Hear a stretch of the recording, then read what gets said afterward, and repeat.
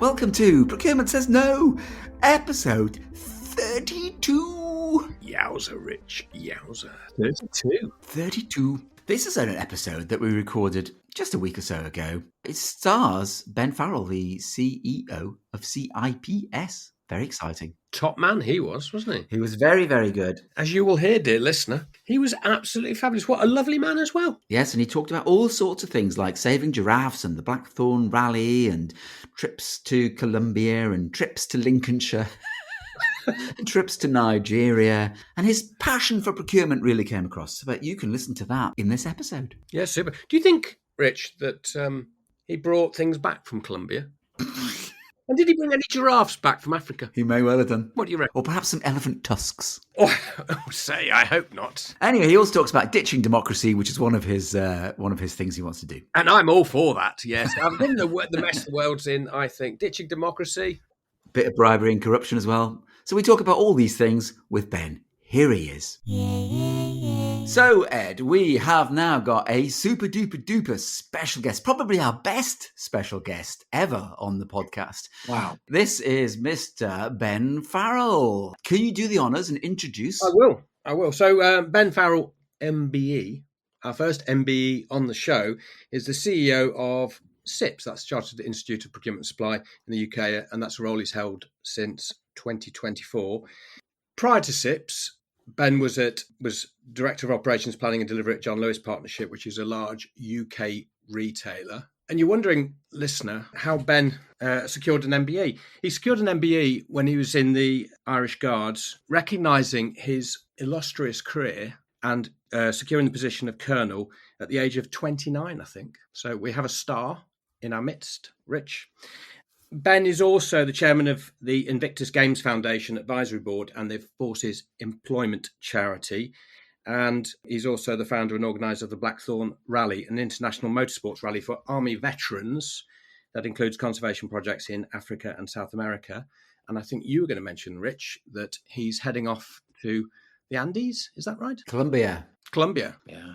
Guys, thanks for the fabulously generous introduction. And, well, thanks for asking me to join you. It's nice to be on once not so serious, because I've been on a few now. A few terrible ones. Yeah. Good job. And, yeah, we're going to Colombia. I'm hugely excited about this. We are going to go in September to do two things, a motorsport rally, and we go, and I've organised this for the last decade, 10th anniversary, very special off-road from Cali to Medellin. And in Medellin, we're going to have the 10-year anniversary party, and there's no better place to celebrate than Medellin, I'm told. But also, we do a conservation project, and this year our project's about protecting the Andean bear, or the spectacled bear, which is also Paddington bear. So the area we go through is about the size of Wales. There are only 137 bears left, and this has become part of our rally. Last year we were in Tanzania, and we did a big project to help protect the Maasai giraffe. There's only 25,000 giraffe left in Tanzania, the Maasai giraffe, and they are being killed at about 2,500 annually because some Tanzanians think they have medicinal properties. Anyway, we've created a sort of protected ecosystem there. And the year before that, we did a big project in Kenya around elephant watering holes for a herd of elephants. 400 elephants hadn't had water for 2 years, no rain for 2 years. So we created a series of huge watering pans, which is now collecting water. The elephants are happy. They're not beating up the local community for water. And there's lots more wildlife there. So along the way of doing our motorsport rally, we do two things, these conservation projects, and we're excited to do this one this year. And also we take guys we were with, in Iraq and Afghanistan who've been very badly wounded. And I'm really proud of, a couple of years ago, two guys, no legs and 3 arms between them, 2 guys with the pilots of a buggy. We rode around the Atlas Mountains with them with adapted vehicles. So Wow. This rally does lots of different things. It gets us all together as a group. We do conservation. We look after our brothers in arms who are, bearing the scars of conflict very visibly. So all great fun. And if anyone wanted to help us, just giving, Blackthorn Rally would be enormously kind. All donations go straight to the bears, and we'll report back. Hopefully you'll see Paddington survives another decade or two. It'll be so sad I mean, everyone will have their view, but I think, not to be able to preserve the planet, the animals on our planet, Yeah. shocking. Yes. Yes. Anyway, that's a long intro on that, but thanks for asking me. I really appreciate it. There's so much to share, so much to talk about, but I'm grateful for the chance to talk about the Blackthorn Rally because it's become a big part of my life and all those guys I served with. How many marmalade sandwiches can you take with you? Whole rucksack. We've got a jet. Apparently, you can literally get anything in Bogota. And we can. Yeah, well, yes. Well, it's exciting to go to a place like that, isn't it? Yeah, amazing. And you know what? I've never been to that part of the world. I've been to Central America and others, not to South America. And the reports are fabulous. There are about 1 million tourists in Colombia every year. It's one of those sort of up and coming places. And all the cartels that people instantly talk about in the UK, particularly, have disappeared. And they're very keen to make us aware of that. And they feel that, Colombia is getting a bit of a bad rap. Anyway, needless to say, the tourist industry there is booming and it'll be an exciting place to go. Can we come too, please? Yeah. 10th of September, we're launching. Meet you in Bogota. Yes, please. So with all this running around the world, Ben, and saving bears and saving ex-servicemen and women, what first attracted you to the Lincolnshire backwater that is CIPS? The thing is, do you know what? When you start a new job, you're always slightly. I'll come back to answer your question in a sec. It's very normal to have some degree of anxiety on what it will turn out to be. And I can say with my hand on my heart, it's been absolutely fantastic. And it is way past my expectations in terms of how rewarding and exciting it is. And I'm going to reverse back to answer your question, is because when I was a young officer in training for the army, there was this general who came to talk to us, very distinguished. And he said his people often talk to him about what's your best bit of career advice, people who are very eager to get up the slippery pole as quickly as possible. And he was a soldier's soldier and he was a fighter. And he said, march to the sound of the guns, go to where the action is. And so I've always had that sort of slightly at the back of my mind. And when there was some action, I volunteered to go to it. I went to Iraq 19 times. I went to Afghanistan. I went to the Balkans, did it. And then I joined John Lewis at a time where there was, change in retail, bricks to clicks, was very involved in the changing nature of retail. And that's where the action was then at that time. And I think, and as I look at what's happening in the world, I completely and wholeheartedly will argue till I'm blue in the face that where the action now is in procurement and supply and the global nature of trade. And this really is where it is. And I can tell you now, I've been to so many different nations and you can see that. And you can see that. So my view is this is amazing. This is where the action is. And we will see that ever more in the coming years. And I've done a bit of work with some great people like Eloise Epstein and others on the future, procurement futurists, other futurists.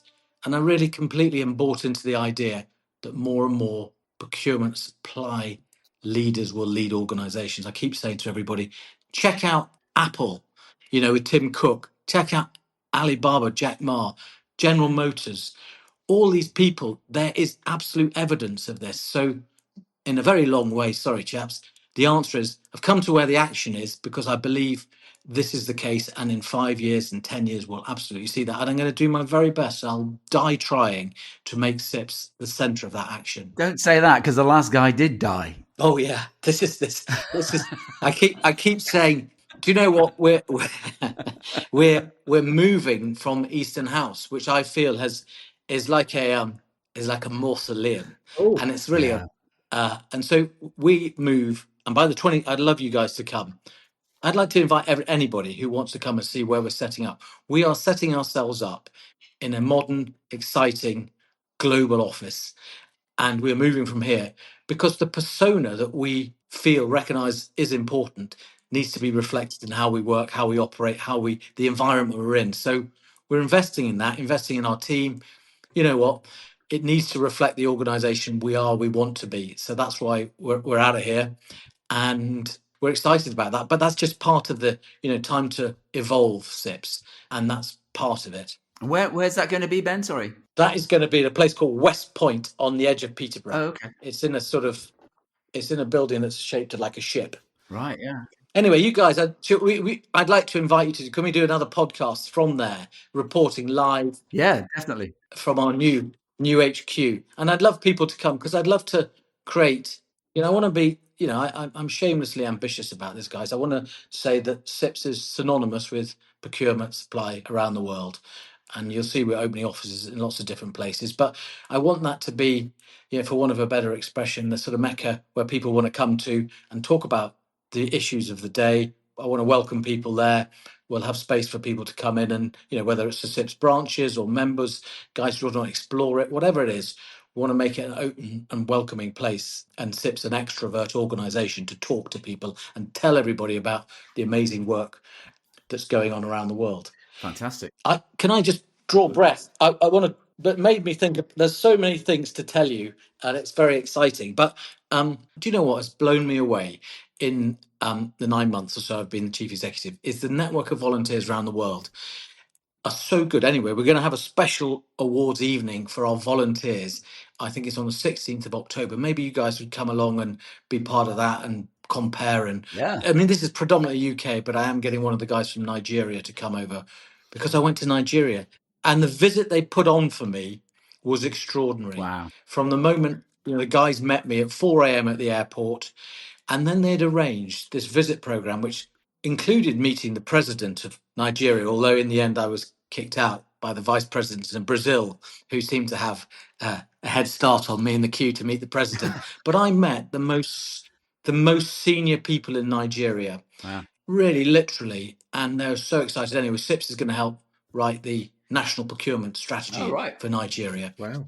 So this is all on the back of some amazing volunteers. So maybe you guys would come and help us celebrate these good people. Yeah, we would love to. That would be nice. That would be nice. Honestly, one of the biggest things I've learned going around the world is how happy people are.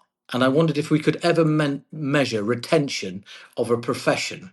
I honestly believe the story normally says, oh, I fell into procurement, but I love it. And there are so many people I hear that from. It's extraordinary. And it is almost embarrassing that we haven't done a better job in explaining to the younger generations what procurement is. Yeah. Because when I talk to people all over the world, they literally love their work. And it's so enthusing for me to hear that. And I'm so fired up about what's possible. But to share that in an effective way. So I think we've got to get better at the narrative of explaining the contribution and what that all means. Ben, as sort of career procurement professionals at the back end of our careers. Steady, speak for yourself. Yeah. Oh, for me then, it's that observation about, I think both of us have had a fantastic career in all sorts of areas of procurement. I think that the issue is getting your passion that we can hear and see and getting that out there into the market, because I think there was some narrative from Sky Walker, who I think you communicated with some time ago, about the fact that there's a huge membership pool of people at SIPS. Yeah. Some suggestions of 60,000 members globally, possibly. More. Or more. But the distribution of that network is quite young. And the question that I think Sky was asking back a while ago was, what incentive is there for her and other professionals in their 30s, 40s, 50s to stay a SIPS member and hooking people and keeping people? Yeah, totally. So this is constantly on my mind. I think now we've got, first thing, really good executive team in SIPS. We've got new team with some guys who've been here for some time, so we've got a really good blend. Part that idea up, and the next bit is a dozen years in retail, customer obsessed retail. I know that we need to be in perpetual motion. The day that we wake up and think we're satisfied, the job's done, is the day you start to go backwards as an organization. So have a healthy paranoia about constantly refreshing yourself and looking in the mirror and saying, is our member value proposition good enough today as it was yesterday? The answer has to be no. What more can we do? So we have given a lot of thought to them. We've restructured ourselves, and we're very much more focused on the people with whom we would wish to interact. And there are, I think, 13 million people in procurement supply. If you do a scrape of LinkedIn, thereabouts, and that's growing about 10% a year. So we're structuring ourselves around what you could broadly call member segmentation or non-member segmentation. So our proposition needs to be relevant to those segments. So people, in what we call the expert category, you guys, experienced professionals, need a proposition that both gives you the opportunity to continue to learn. One good example that's gone really well is the recent launch of our CPO to CEO course, which we've had really fabulous take up and feedback for. So we've got the first one underway because back to my point about Tim Cook and all the rest of it, all the skills super relevant to lead organizations. We just need to bridge the gap with new skills. So we're investing in that development there. So that's the type of thing, but also that's continuous personal development to take people beyond procurement into leading organizations at the most senior end. Yeah. But also what I've seen and witnessed is such a committed desire to give back. And so we've got this amazing mentoring circle spinning up around the world in different ways. And we're developing other ways for us to interact with what we would describe as our explorers group, those people who might be thinking about a career in procurement. So to answer your question without banging on too long, we are really paranoid about making sure that people think, you know what, that is a serious professional body that is not dusty, it's modern, relevant, progressive, thoughtful, and that's where we need to get to. And that is my determination. So I shamelessly said to some people this week, I want to make SIPS like WHO, the World Health Organization. You want to talk about any issues there, and people want to go to SIPS. So that is our ambition, and we're getting busy getting on with it by restructuring, thinking differently about it, and getting to be healthily paranoid about never being quite good enough and always pushing on and asking a bit more. Yeah, that resonates with the discussions I've had with the last team that I was working with in boutique consulting role, where there was a couple of the team in their, I don't know, mid to late 20s who were going through the SIPS examination process. Yeah. And one of them said, "Oh, I've passed my last exam. I'm now MSIPS, so that's me done." And it was kind of, well, I'm now finished with SIPS. I've done it. What can they do next? What happens in your mid-career? What happens in your late career? I think absolutely spot on there, I think, Ben. And I don't know what you guys think about this. There's definitely that perpetual motion thing. And we see in our volunteer network, which incidentally is mind-blowingly good, 90, I think, 6 branches around the world. Azerbaijan just created a branch last week. So Wow. fabulous stuff going on. Yeah, fabulous stuff going on. And we want to make sure that they're all getting value out of that. And we're connecting people. And you know what? Some of the conversation I've had and connected people thinking about how they use AI in Australia versus the Middle East, elsewhere. Those are joining dots on a global scale. So there's value in knowledge share, I think. Also, I don't know if you saw our salary survey results. If you are MSITs in the United Kingdom, you are paid 52% more on average than non-MSIPs. So if you're thinking about how you might decide whether to spend your membership fee or not, do you know what? The answer's in your salary. We get more and more people, headhunters, calling us saying, so and so's said they're MSIPs. Are they on your professional register? And so we look them up and they say that's horseshit. They're not. And you see, That's probably me and Ed. but you could be the guys out there. People say to me, have you seen how many people are on LinkedIn saying they're MSIPs and they're really not? So we've published the professional register so people can look them up, because it's not unreasonable. So if I go back to my point, 13 million people doing procurement and supply in the world, and that's growing in places. Certainly in the Middle East, we can see about 10% growth in those jobs annually. People want to employ the best people who are committed to their, development, CPD, all the rest of it. So they come to the professional register and they look people up and say, do you know what? That's not true. So it is interesting. And that's what, I mean, apart from that jeopardy, I want to also, and I'm talking to loads of governments about this and making some progress in some parts of the world around licensing the profession and saying, if I gave you an example, here's my favourite hobby horse right now, and it's so important. United Kingdom, £473 billion last year spent on procurement and supply in the public sector, on procurement contracts, goods and services across the UK. 1/3 of all money collected in taxes. Yeah. I think to spend that money in a responsible way is not unreasonable to expect a professional standard. And of course, across government, we work really extensively with government departments. But I think at local level, there can be some improvement. I was talking to the fabulous commercial director, the chief commercial officer in the Department for Education the other day. They said 20,000 schools in the UK, in England rather, 600 of them got together to do an energy saving scheme, as it were. I mean, in sort of price cost, they took 36% out of the cost of their energy.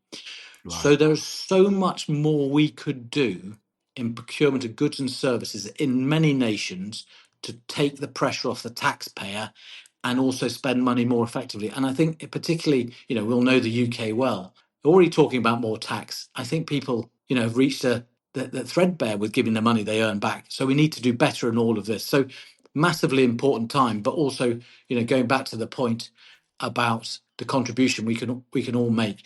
Actually, I'm very excited because we've been asked to lead some work around a national procurement strategy in the UK as part of a national strategy. So much going on there, guys. But I just feel that particularly in the UK right now, we got a job to do on the way we operate. So on that, Ben, I think that Rich and I have talked quite a number of times about public procurement in the UK, and both of us have straddled it in different ways at different times, is that we strongly believe public procurement rules stifle competitiveness and stifle innovation. And if you go to Australia, you've just been down there, they don't have the same rules as we have here. They have a view that they have to look after the taxpayers' money, but we don't have to go through a very rigid public sector procurement process. They can operate just like the private sector, a bit more transparency perhaps.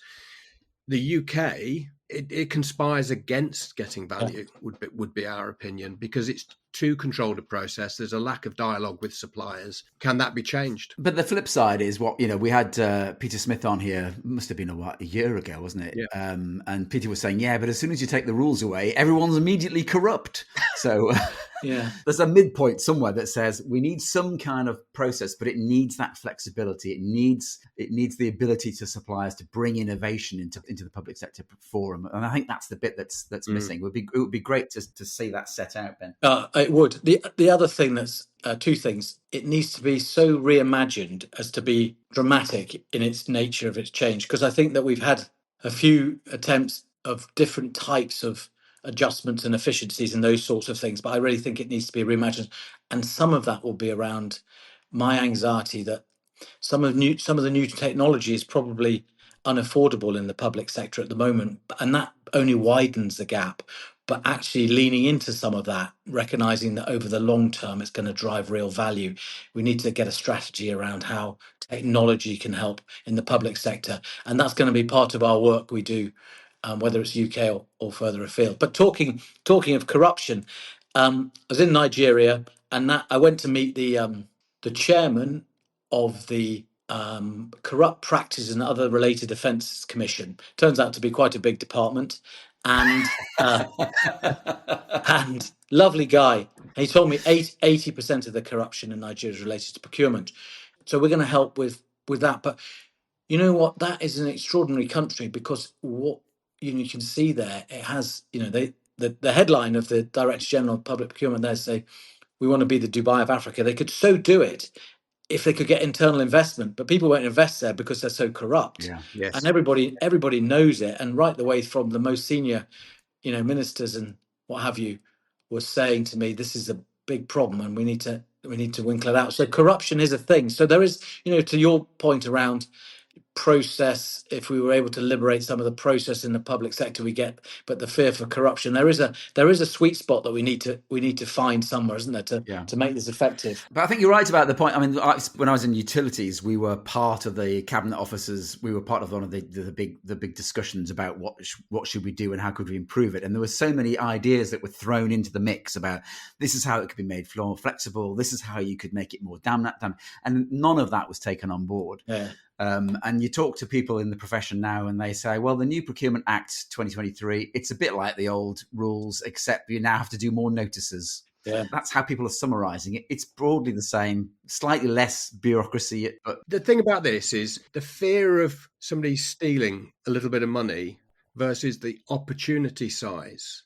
This is sort of human nature in action, isn't it? It's like I'm more worried about somebody doing something wrong than the opportunity for success that I see. And this is endemic in lots of areas of industry and the way that we think. More worried about, a bit of bribery and corruption than the benefit that might accrue by changing things. No, I'm completely with you. Process has defeated the purpose, Yeah. and if we're compliant with the process, we're watertight to scrutiny as opposed to the outcome. Yeah. And if we said to taxpayers, "Look, you know what? We're paying too much. We don't want to pay any more for some of this stuff. We want to do this differently." People say, "No, I get this. I'd like more money in my pocket, please." So we need to be prepared to think differently about it.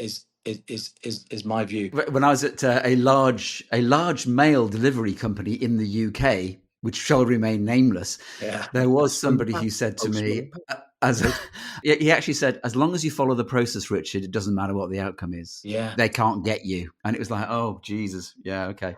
Yeah, that's true, isn't it? And maybe it's such a complex question because it's not really about procurement process, because the guys, everyone gets it, and there's some, we deal with amazing people in the government working brilliantly to achieve it, but the scrutiny in the media and all those sorts of things, no one's going to take a sufficiently pragmatic position to say, do you know what, they made a great decision Yeah. in the interests of the nation Yeah. and the taxpayer. Do you know what I mean? It is a complex question, isn't it? I mean, there's the example that you used about the British passports made in France. There's Yeah. Oh, shoot me now. Yeah.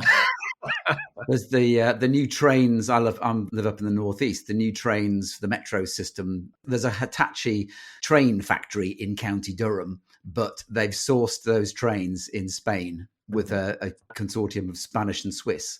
You just think, come on, guys, come on. Wow. UK PLC down the toilet. Yeah. There's so much interesting going on in terms of in the UK. I was listening to about the cost of energy here, which I think we pay more per kilowatt in the UK than anywhere else in Europe. And how do you make yourself competitive for internal investment?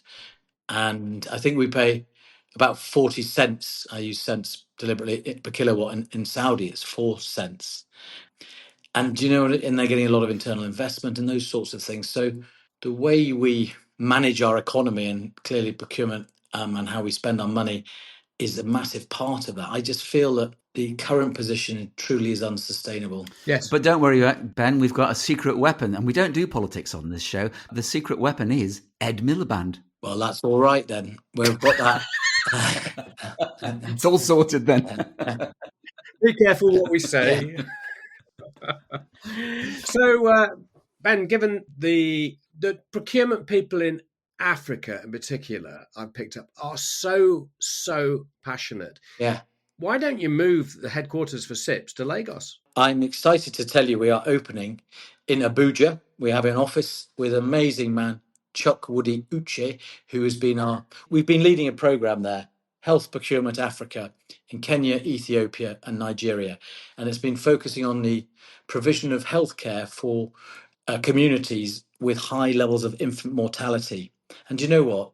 The guys have, through their work, mentoring, teaching, qualifying, have improved and i.e. reduced infant mortality in the 8 states they're working in Nigeria, and demonstrated, I think, to the Nigerian government that using the approach they have adopted across all the sectors, not just medical, will be able to drive real value. So they've reduced the cost of drugs and have made more available. So brilliant work. So we're keen to do more in Nigeria for sure.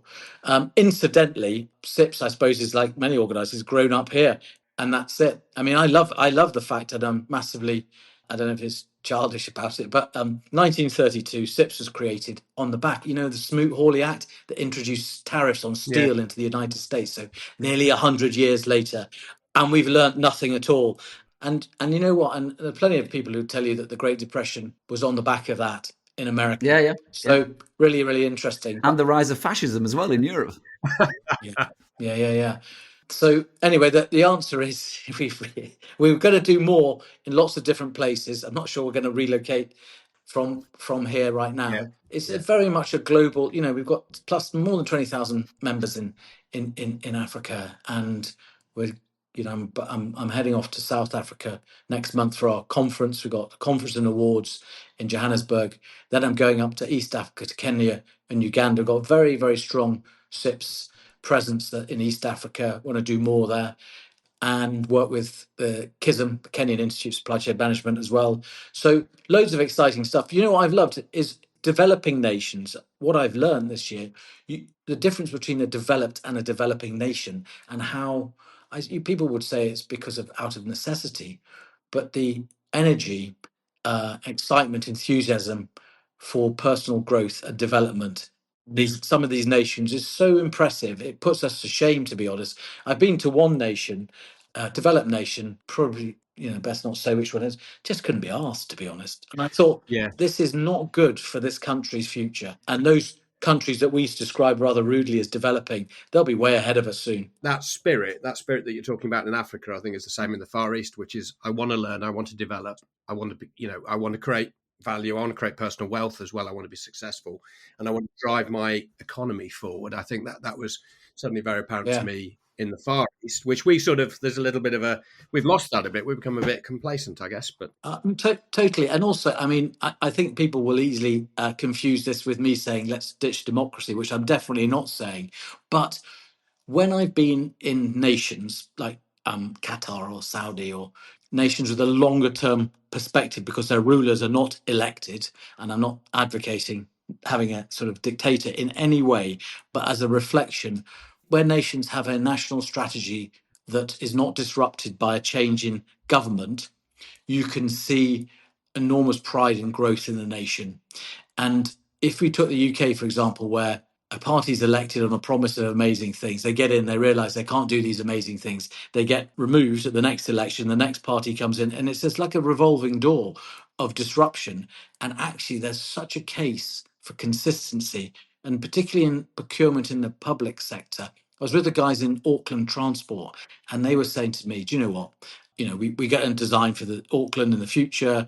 3 years, the new government comes in. 3 years, and it's all changed. You go to Dubai. The guys in Dubai took me to the lab that was looking at Dubai 2070. This is the design for the city, and here are our amazing hyperloop transport modes. Extraordinary stuff that countries just can't get to if they have a revolving door of leadership. So it's really interesting, and it is a proper tension, I think. And no one's saying, "Oh, let's get a sort of benevolent dictator," or anything like that. It's not a practical thing, but it is interesting when you learn that you see different cultures and different ways of running societies. It's interesting. So here we are, and Procurement Says No, advocating the end of democracy. Fantastic. Yeah. It's the way forward. Yes, you heard it here first. Is it going to be Nigel or Boris who will be the glorious leader? Oh no. Yeah, this is the problem we have, isn't it? Really, isn't it? We could never decide. We'd have to decide to have an election and get a No, there'll be no more elections. So let's switch it up. You mentioned Smoot Hawley. What do you think of the latest Orange Man's tariffs? Is that playing a part in terms of the CIPS course development? And this whole thing about tariffs is... Yeah, completely. Yeah. I tell you what, I spent quite a bit of time, because I was talking about SIPs being more extrovert. So as the professional body, the voice of the profession, we need to be out there and talking. And so I've done quite a lot in the media recently. And yesterday I was talking to Reuters, actually. They're doing a piece on global supply. I'm talking about the impact of tariffs. And if you look at that as a compound impact of the way that people have had to, in the profession, had to respond progressively, being adaptive and agile, I think that's, increasingly part of the way we view the requirement of people in procurement and supply, and also the credibility, and also in the boardroom, people increasingly looking towards the supply and procurement these to solve all these problems. So it's definitely at the heart of what's going on, and I think that's part of the actual credibility and the belief in the growth that's possible in the profession in the future, for sure. More and more relevant to what's going on, and obviously very much on the minds of all the the SIPS tutors and the like, as the courses are developed and delivered. And we're bedding AI and developing AI, all those sorts of things in the courses. And back to my idea of this sort of perpetual motion, waking up tomorrow and thinking, why are we doing more on that? We've got to do some more on that. People need to know this sort of stuff. So completely on our minds. One of the things I've noticed, I mean, you just touched on it there, you've made a lot of appearances in various different media, and the whole SIPS brand has just come alive in the last year, which I presume is entirely down to you, Ben, blowing smoke up your.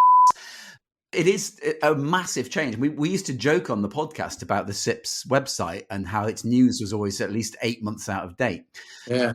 But now it is up to date. And you appear on things. Yeah. You're a spokesperson for things. How did you get that gig? I mean, your general sort of enthusiasm is quite infectious. That comes across here. But Yeah. you've got this spokesperson thing happening at the moment as well. Yeah. I went on once, said something that seemed quite sensible on a Saturday when no one else was available, and they keep coming back and asking me to do more.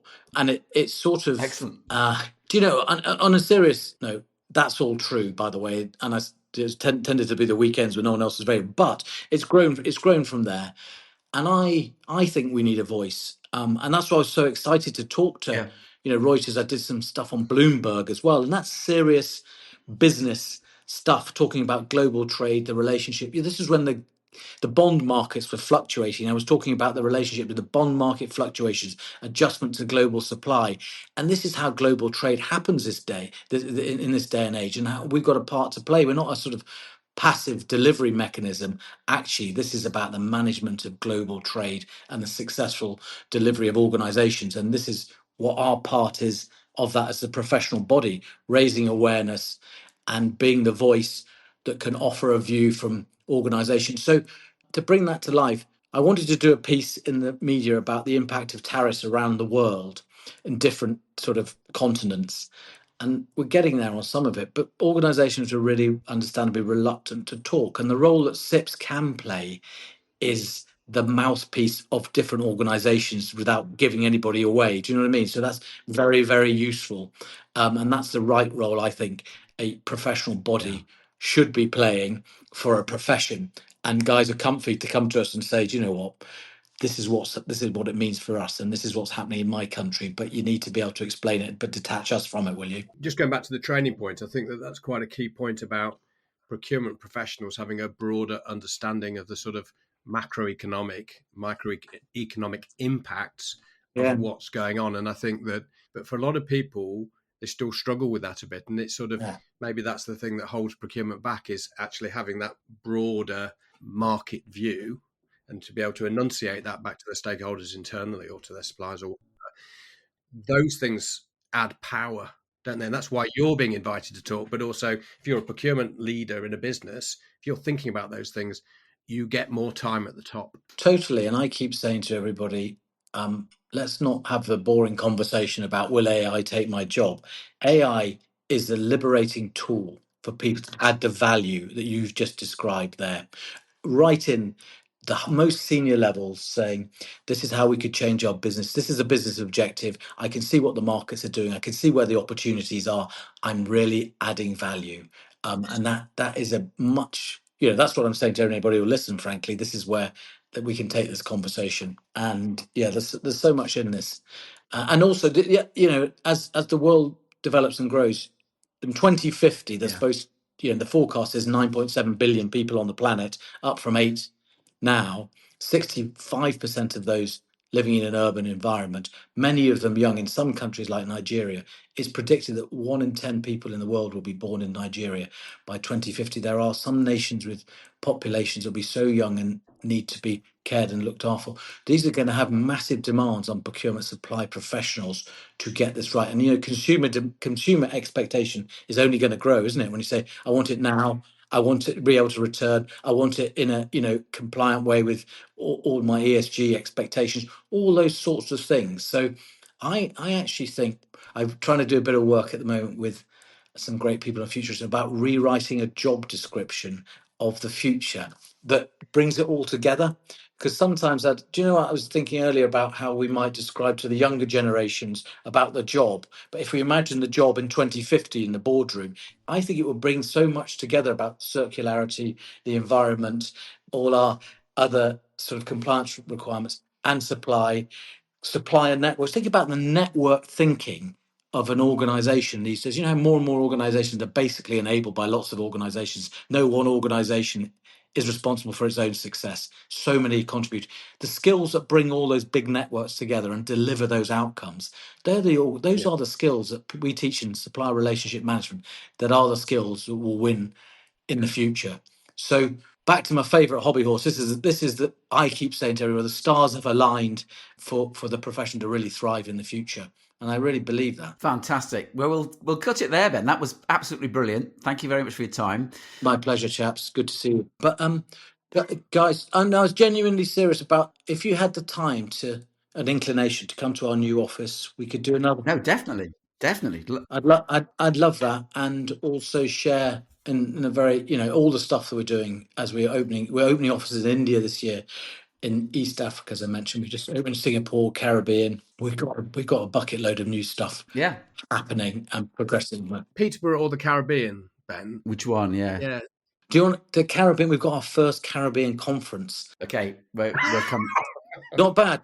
11th of December, Trinidad. I mean, can we host that one, please, as well? Oh yeah. Well, let's keep in touch, because I'm excited about. Well, it's good to meet you guys anyway, and it's good. It's good fun. Good fun. Yeah, well, it's been fantastic. My pleasure. Thanks, Ben. Thanks again. Cheers. Good to see you, chaps. Keep in touch. We will do. Take care. Cheers. Bye-bye. Bye.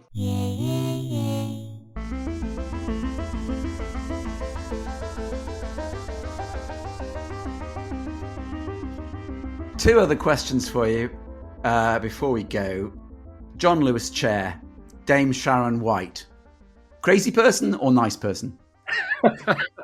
I love Sharon White. Superstar. Nice, great human being. And then the other one is Invictus Games. Harry, crazy person or nice person? Good man. Good man. Good man. In every sense, yeah. Excellent. Oh, and the other thing is, of course, we're both CIPS award winners. Ed's won it twice. Oh no! Do you know what I'd like to? We've got it sounds a bit rude, but it's genuinely not meant to be. Is give you a opportunity to compare the evening, and I've already taken that with our events team. I sort of got ahead of myself there, chap. No. Well, you've already answered question 4 now, so that's good. Yeah, that's good.